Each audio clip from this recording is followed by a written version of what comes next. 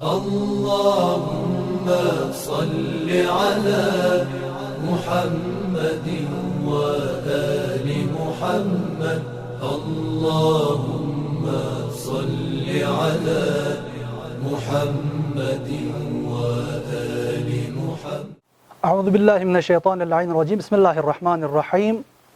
قال اللہ الحکیم فی قرآن المجید وهو اصدق الصادقین وقوله الحق بسم اللہ الرحمن الرحیم الرجال قوامون علی النساء. جیسا کہ اس آیت کریمہ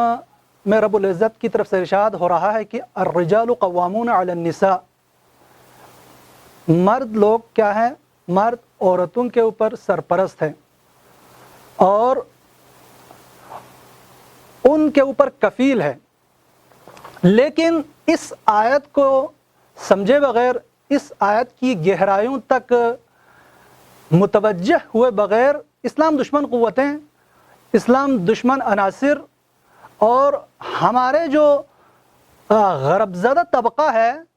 وہ اس آیت کے ذریعے سے عام طور پر اسلام کے ان اصولوں پر، اسلام کی تعلیمات پر اعتراض کرتے ہیں، اشکال کرتے ہیں. کہتے ہیں کہ اسلام میں عورت کے حقوق کا خیال نہیں رکھا گیا، لہٰذا اب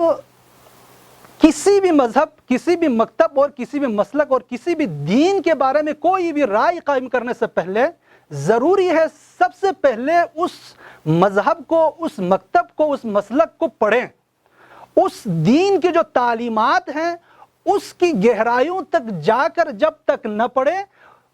اور پڑھے بغیر اس کے بارے میں کوئی رائے قائم کرنا یہ انتہائی سراسر ناانصافی ہے. یہی اسلام کے ساتھ ہو رہا ہے. اب یہ جو نام نہاد حقوق نسوان کے نام سے ایک عرصے سے یعنی کچھ تحریکیں چلی آ رہی ہیں اور بہت سارے لوگ جو غرب زدہ طبقہ ہے وہ اس نقطے کو اٹھاتے ہیں کہ اسلام میں خواتین کے حقوق کا خیال نہیں رکھا گیا. لیکن اب اس میں دیکھنا پڑے گا کہ اس آیت کے اندر آیت کا مقصد کیا ہے، آیت کا مطلب کیا ہے. آیت اللہ جوادی آمری فرماتے ہیں کہ یہاں پر قوامون سے مراد اب یہاں پر کفیل اور اس کے اوپر سرپرست ہے. سرپرست اس مطلب یہ نہیں ہے کہ مردوں کو بڑی فضیلت دی ہو اور عورتوں کی تذلیل اور ان کی تذلیل ہوئی ہو. نہیں، ایسا کوئی مسئلہ نہیں ہے یہاں پر، بلکہ یہاں پر عورتوں کے جہاں جہاں قرآن میں یا ایھا الناس یا ایھا الذین آمنو جو مشترک لفظ ہے وہاں پر مرد اور عورت دونوں مقصود ہے، دونوں مقصد ہے وہاں پر. یہاں پر بھی اگر یہاں پر الرجال قوامون علی النساء آیا ہے لفظ، تو یہاں پر عورت اللہ تعالیٰ کی طرف سے ایک امانت ہے مرد کے لیے، لہٰذا اس کی حفاظت کے لیے یہاں پر لفظ قوامون صیغہ مبالغہ لایا، بہت ہی تاکید کے ساتھ، بہت زیادہ. یعنی وہ شخص جو بہت ہی بڑی انرجی کے ساتھ، بڑی یعنی تیاری کے ساتھ عورتوں کی کیا ہے محافظت کرے، ان کے حقوق کا خیال رکھے، ان کی سرپرستی کرے، ان کی کفالت کرے. یہاں اصل مقصد یہی ہے. آپ پوری بشریت کی تاریخ اٹھا کر دیکھیں تو جہاں آج جو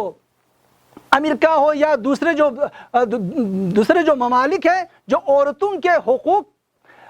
کے نام پر جو یعنی نام نہاد جو ٹھیکیدار بنے ہوئے ہیں یہ لوگ، وہ آپ پوری تاریخ اٹھا کر دیکھیں، بشریت کی تاریخ اٹھا کر دیکھیں، آج تک تو جتنی تکریم، جتنی عزت اسلام نے عورت کو دی ہے اور کسی مذہب اور کسی مکتب میں نے نہیں دی ہے تکریم. لہٰذا ہمیں دیکھنا پڑے گا کہ آپ ہندو کی تاریخ اٹھا کر دیکھیں، ان کی تعلیمات اٹھا کر دیکھیں، بودھائیوں کی تاریخ اٹھا کر دیکھیں، ان کی تعلیمات اٹھا کر دیکھیں. اس سے پہلے جو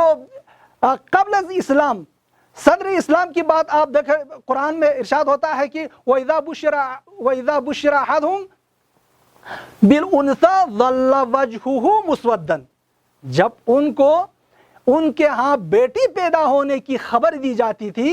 تو ان کے چہرے کیا ہیں؟ کالے ہو جاتے تھے، ان کے رنگ تبدیل ہو جاتے تھے. لہٰذا دیکھنا پڑے گا اسلام نے. اور اسی طرح سے اگر کسی کے ہاں بیٹی پیدا ہو تو اس بیٹی کو زندہ